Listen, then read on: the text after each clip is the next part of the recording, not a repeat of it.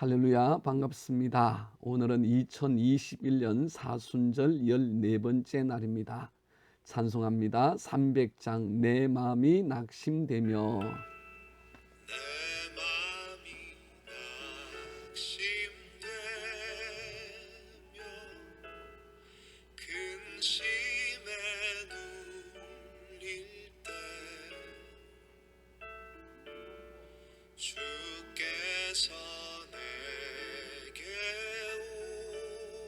오사 위로해 주시네. 가는 길 캄캄하고 괴로움 많으나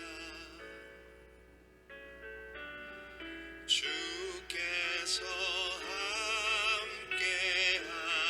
함께하며 내 짐을 지시네.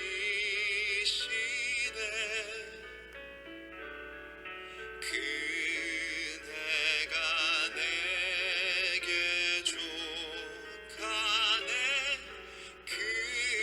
그네가 족하네. 이 괴로운 세상 지날 때 그네가 족하네. 하나님의 말씀입니다. 이사야 11장 1절에서 9절 말씀이고요. 1절에서 2절까지 말씀을 제가 봉독합니다. 이새의 줄기에서 한 싹이 나며 그 뿌리에서 한 가지가 나서 결실할 것이요 그의 위에 여호와의 영 곧 지혜와 총명의 영이요 모략과 재능의 영이요 지식과 여호와를 경외하는 영이 강림하시리니. 아멘. 성경에서 위대한 성장을 나타낼 때에 쓰여지는 대표적인 도구가 겨자씨입니다. 겨자씨는 모든 씨보다 가장 작은 씨앗이죠. 너무 작아서 분별이 잘 되지 않습니다. 그러나 그렇게 작은 겨자씨가 땅에 심겨져서 자라면 여느 나무 못지않게 크게 자라고 그 나무 가지에 새가 깃들이고 그 아래에 짐승들이 깃들이는 그런 안식처가 되어집니다. 이렇게 그 시작은 매우 미약합니다. 아주 미약해서 표시도 제대로 나지 않고 구분하기도 쉽지 않지만 그것이 땅에 심겨져서 자라면 그 나중은 심히 장대하고 크게 성장하게 되는 것, 그것이 바로 겨자씨인데 이는 우리의 믿음과 하나님의 나라의 영광을 보여주는 좋은 케이스가 되지요. 오늘 본문의 말씀은 이새의 줄기에서 자라게 되는 한 싹과 그것이 자라서 이루게 될 영광을 선포하고 있는 예언의 말씀입니다. 이새는 다윗의 아버지입니다. 다윗을 통하여 이루어질 구원의 역사를 예언해 주고 있는 말씀인데 결국은 다윗을 통하여서 이루어질 구원이 무엇입니까? 바로 다윗의 자손으로 오시는 예수 그리스도이죠. 그러니 이새의 줄기에서 나는 한 싹, 그 뿌리에서 한 가지로부터 맺혀지는 열매는 예수 그리스도고 예수 그리스도를 통하여서 구원 얻은 하나님의 백성이 되어지는 거죠. 예수 그리스도 그분은 이사야 53장 2절의 말씀에 보면 그는 주 앞에서 자라나기를 연한 순 같고 마른 땅에서 나온 뿌리 같아서 고운 모양도 없고 풍채도 없은즉 우리가 보기에 흠모할 만한 아름다운 것이 없도다 라고 말씀합니다. 그분은 외형적으로 볼 때에 아주 연한 순으로 마른 땅에서 나온 뿌리 같아서 고운 모양도 없고 풍채도 없습니다.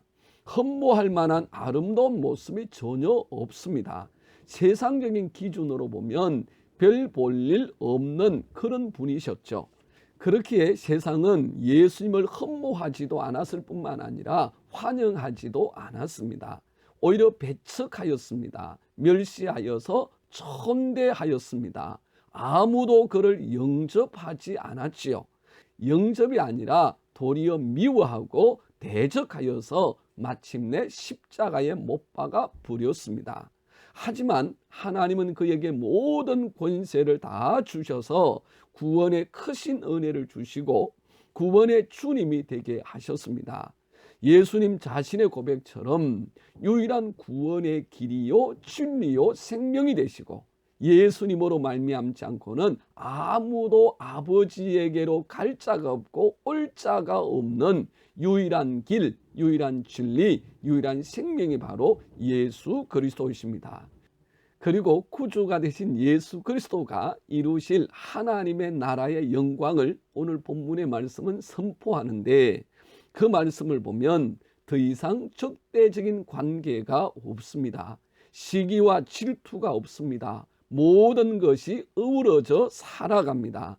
이리가 어린 양과 함께 살죠. 표범이 어린 염소와 함께 눕고 송아지와 어린 사자와 살찐 짐승이 함께 있는데 어린 아이가 그것들을 끌고 다닙니다. 암소와 곰이 함께 먹으며 사자가 소처럼 풀을 뜯고 젖먹이 아이가 독사의 굴에 손을 넣어 장난하는데 독사가 물지 않습니다. 그 영광을 오늘 본문의 마지막 9절은 이렇게 이야기합니다. 내 거룩한 산 모든 곳에서 해됨도 없고 상함도 없을 것이니 이는 물이 바다를 덮음같이 여호와를 아는 지식이 세상에 충만할 것임이니라. 아멘. 여러분, 이 정말로 작습니다. 보잘것없습니다. 불가능해 보입니다. 그러나 생명이 되시는 하나님께서 역사하시면 그곳에 반드시 생명의 역사가 일어나고 왕성한 성장이 이루어져서 마침내 하나님의 나라가 이루어집니다. 그곳이 아무리 사막이라 할지라도, 그곳이 아무리 광야라고 할지라도 하나님께서 그곳에 이른 비와 늦은 비를 내리시면 위대한 역사가 일어나는 것이죠. 오늘 묵상을 돕는 이야기는 한 주일학교에 정말 말썽꾸러기 한 아이가 있었고 그 아이는 어느 교사도 감당할 수 없는 아이였습니다. 그래서 모두가 다 포기하고 양손 양발을 다 들어버렸지요. 그런데 한 교사가 나타나서 그 아이를 내가 돌아보겠노라. 그래서 그 아이를 돌아봅니다. 정말로 사랑으로 돌아보고 그의 마음과 생각을 쓰다듬어 주며 돌아봅니다. 그런데 그 아이가 마침내 변화되기 시작했고 달라지기 시작하더니 그리고 그가 미국의 국무장관까지 되었다는 거예요. 사랑하는 여러분, 작지만 인내하고 끝까지 기다리고 사랑하면, 믿음으로 나가면 반드시 하나님의 역사는 우리의 삶에 임하게 되어집니다. 사순절 인내입니다. 끝까지 기다림입니다. 이 사순절 기간 동안 우리의 삶에도 하나님의 이른 비와 늦은 비가 내리도록 기다리고 기도하며 인내하여 하나님의 위대한 역사가 임하게 되어지는 복이 있기를 주님의 이름으로 축복합니다. 기도하겠습니다. 사랑의 주 여호와 하나님 아버지, 오늘 우리의 삶이 척박하고 메말라서 광야와 같고 사막과 같습니다. 그러나 주님께서 이른 비와 늦은 비를 주실 때 반드시 사막이 변하고 광야가 변하고 하나님의 동산, 영광의 꽃동산, 축복의 땅이 될 수 있는 줄 믿습니다. 우리 안에 이 축복을 허락하시고 이 산순절 기도하며 인내하여 주의 영광 누리는 삶이 되게 하옵소서. 예수님 이름으로 기도드리옵나이다. 아멘. 함께하는 기도 제목입니다. 첫 번째, 내 안에 예수 그리스도의 생명으로 충만케 하옵소서.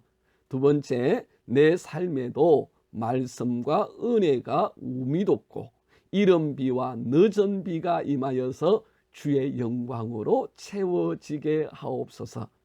하나님은 살아계십니다. 축복하고 사랑합니다.